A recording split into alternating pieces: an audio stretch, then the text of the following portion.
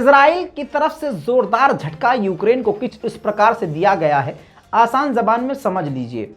Germany में एक बहुत बड़ी कंपनी है जो खतरनाक लेवल की मिसाइल बनाती है, लेकिन उन मिसाइलों को बनाने और एक्सपोर्ट करने के लिए उस कंपनी को इजराइल के सर्टिफिकेट की जरूरत पड़ती है, क्योंकि वो कंपनी इजराइल की है, टाई अप उसका इजराइल से है, शेयर मार्केट, शेयर होल्डर सारा इजराइल का ही है उसके अंदर। अब आपको बता दूं, अमेरिका चाह रहा था कि जर्मनी की यह कंपनी बड़ी मिसाइलें बनाकर यूक्रेन को दे, लेकिन वो कंपनी कह रही थी भाई साहब हमारे पास अथॉरिटी नहीं है, पापा इजराइल से पूछना पड़ेगा। अब अमेरिका ने इजराइल से रिक्वेस्ट की कि भाई साहब आप जर्मनी की इस कंपनी को लाइसेंस प्रोवाइड करवाइए, सर्टिफाइड कीजिए, ताकि ये बड़ी मिसाइलें बनाकर यूक्रेन को दे सके। इजराइल ने साफ साफ इनकार कर दिया। क्यों? क्योंकि अमेरिका का बाप है रूस। अमेरिका तो एक आध बार शांत बैठ जाता है, लेकिन इस वक्त इजराइल पूरी तरह से रूस की आंखों पे चढ़ा हुआ है। अगर अमेरिका की बात मानकर इजराइल ने मिसाइल देने की परमिशन यूक्रेन को दे दी तो यकीनन रूस भड़क जाएगा और तो और मिलिट्री एक्शन भी कर सकता है, ऐसा व्लादिमीर पुतिन 15 दिन पहले ही बोल चुके हैं। सलाम, नमस्ते, सत श्री अकाल, मैं हूं रजा और आप देख रहे हैं रजा ग्राफी की स्पेशल वॉर रिपोर्ट, जिसके अंदर हम आपको यूक्रेन और रूस की सारी जानकारियां सबूत के साथ देते हैं। तो दोस्तों शुरू करते हैं। अब यूक्रेन के चीफ ऑफ डिफेंस स्टाफ ने बड़ा गुहगा है, मतलब बड़ा हगा है, मतलब बड़ा मुंह खोला है। उन्होंने कहा है कि जब ये जंग शुरू हुई थी तो व्लादिमीर पुतिन को मारने की कोशिश की गई थी। ये नहीं बताया कि हमने मारने की कोशिश करी थी या किसी और ने। अब इसका मतलब ये हुआ कि व्लादिमीर पुतिन का ये मिलिट्री ऑपरेशन ठीक है। यूक्रेन के डिफेंस स्टाफ की तरफ से ये बात बताई गई है, इंटेलिजेंस की तरफ से, कि व्लादिमीर पुतिन को 5 बार मारने की कोशिश की गई, लेकिन 5 बार व्लादिमीर पुतिन की सिक्योरिटी ने ऑपरेशन फेल कर दिया। सारी दुनिया की पाबंदी रूस पर लगने के बाद हालात ऐसे हो जाने चाहिए थे रूस के कि कटोरा हाथ में लेके भीख मांगता। लेकिन दोस्तों 2018 के बाद रूस की करेंसी सबसे ज्यादा यानी रूबल सबसे ज्यादा मजबूत हो गई है, और तो और 22% ये और भी ज्यादा मजबूती की तरफ तेजी से बढ़ती जा रही है। अमेरिका के मुंह पर जोरदार करारा तमाचा है। बड़ी खबर अब आ रही है, यूक्रेन ने इस बात की जानकारी दी है, रूस ने एक साथ 40 शहरों पर, गांव पर नहीं, 40 शहरों पर, डोनबास और आसपास के इलाकों पर, बड़े शहरों पर एक साथ एक ही समय पर बड़े हमले किए, जिसमें 47 इमारतें तबाह हुई और 38 स्कूल तबाह हो गए और 432 आम नागरिक मारे गए, और रिपोर्ट के मुताबिक 1170 लोग बुरी तरह से घायल हो गए। वहीं पर आपको बता दूं, व्लादिमीर पुतिन आपकी स्क्रीन पर, व्लादिमीर पुतिन अपने घायल नागरिकों और घायल सैनिकों से मिलने के लिए हॉस्पिटल पहुंचे। व्लादिमीर पुतिन ये काम करके उनका मनोबल बनाने की कोशिश कर रहे हैं।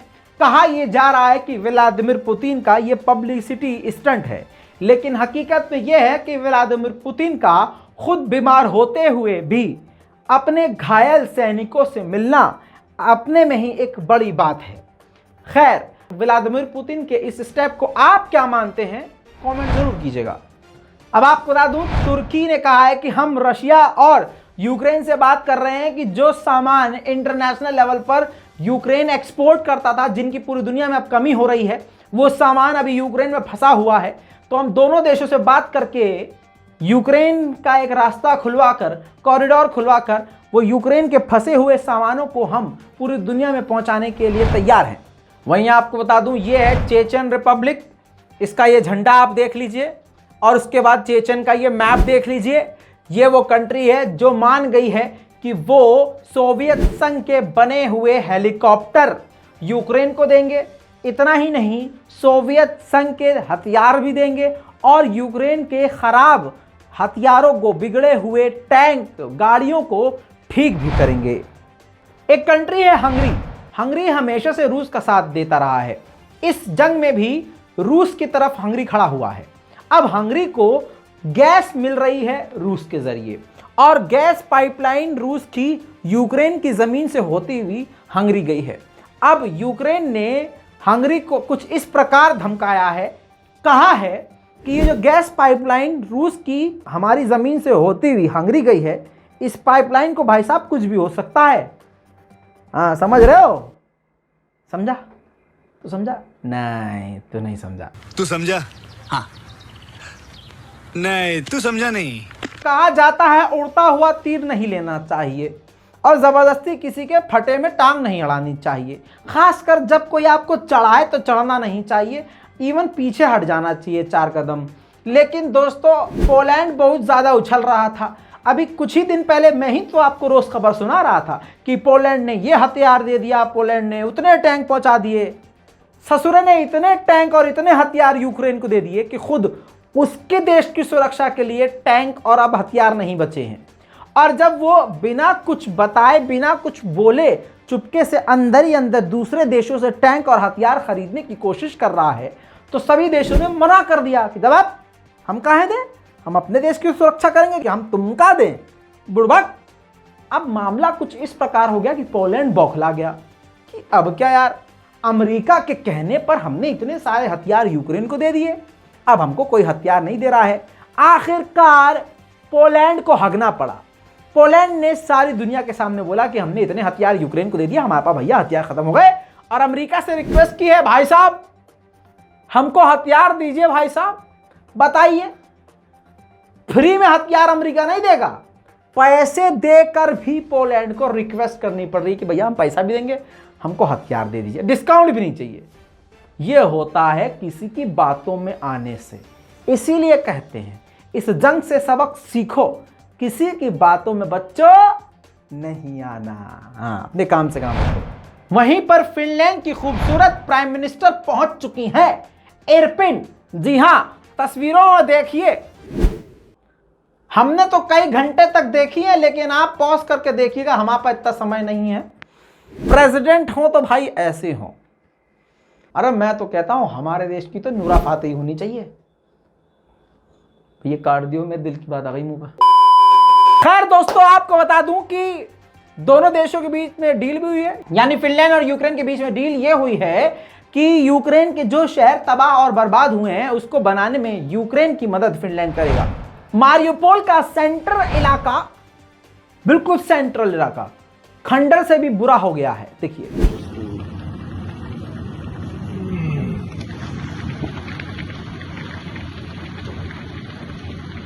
тут что-то... А как люди тут выжили вообще? Я не знаю. Кто тут выжил? Но здесь выжить невозможно. Ты посмотри, что проедем там или нет? Проедем. Тут нереально даже выжить, ну, в принципе. Ты посмотри. Деревья просто посрезало.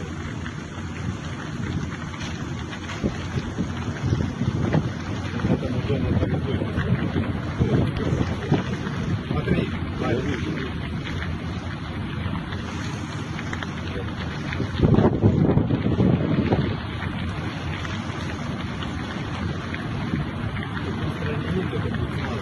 Да нет, оно нормально все.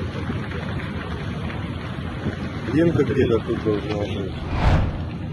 आपको बता दूं कि रूस के नेता और रूस की पार्टियां भी हमारे माननीय योगी आदित्यनाथ जी की फैन हैं। कैसे, अभी साबित करते हैं। वहां की पार्टी ने अपनी सरकार यानी व्लादिमीर पुतिन से कहा है कि यूक्रेन के जिन जिन शहरों पर हमने कब्जा कर लिया है उनका नाम बदलकर रशियाज आइलैंड कर दिया जाए, मैं रूस का नाम दे दिया जाए।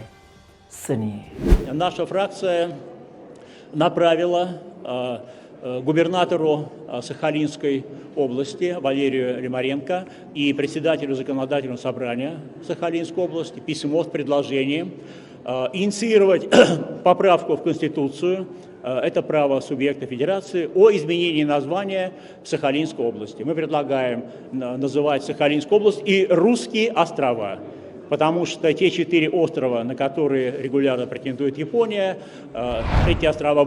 अब आपको बता दूं पोलैंड की कैसे हवा निकली है। रमजान कादिरोव व्लादिमीर पुतिन के राइट हैंड।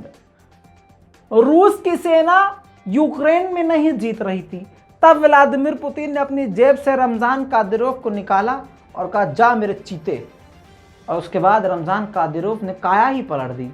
अब उन्हीं रमजान कादिरोव का एक वीडियो मैसेज है जिसमें वो कह रहे हैं कि अब हमारा प्लान और मेरा इंटरेस्ट पोलैंड में है और अब हम पोलैंड पर हमला करेंगे। प्लान के तहत हम चल रहे हैं और तो और बस हम ऑर्डर का इंतजार कर रहे हैं और यूक्रेन का तो मुद्दा सुलझ गया है। इसके बाद पोलैंड कुछ ऐसी हालत में है। हाँ, इसीलिए कहा जाता है फटे में मत घुसो। तुम्हारी भी। Ну, Украина это закрытый вопрос, да. Мне интересно Польша, да. Польша, да, чего добивается, да. После Украины, да, если будет команда, да, мы 6 секунд, да, покажем вам, на что вы способны, да. Лучше заберите, да, свое оружие, своих наемников, да. दूसरी तरफ रूस के फाइटिंग व्हीकल पर और बड़े बड़े टैंकों पर यूक्रेन के हमले जारी हैं।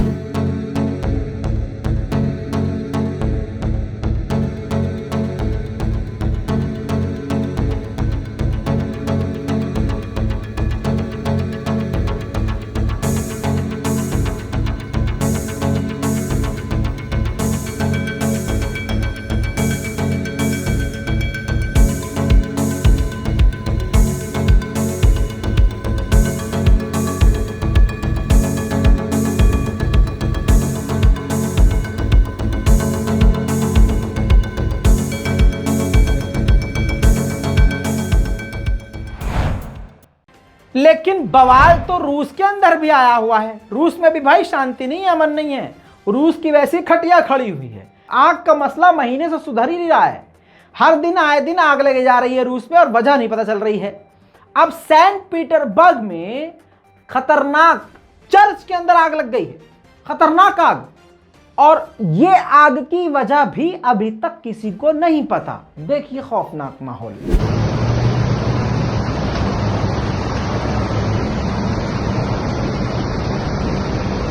R-500 क्रूज मिसाइल दिन दहाड़े रूस ने भी दागना शुरू कर दी है। देखिए